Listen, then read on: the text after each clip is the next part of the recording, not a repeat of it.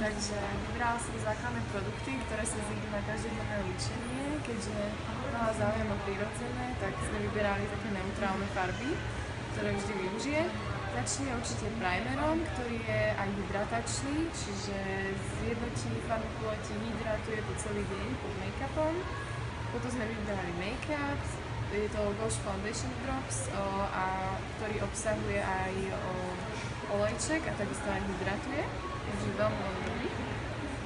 Tento primer set puder, ktorý je transparentný, čiže nezmení farbu make-upu, ale len vlastne zmatní miesta, ktoré potrebujeme.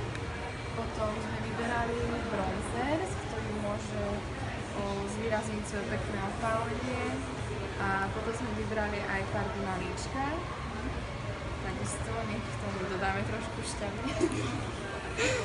A potom sme vybrali očné tiene, ktoré sú veľmi prírodzené, pekné perletové nude.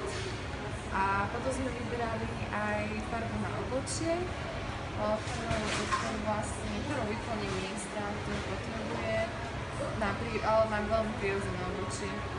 Tak a ďalej sme vyberali kontúrovaciu ceruzku na pery, ktorá je takisto nude, čiže na každodenné líčenie.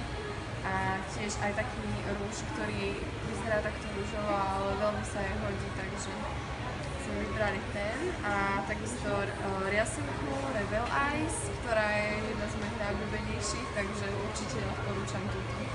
A ešte sme zobrali aj štetce, jeden na make-up a jeden na obočie.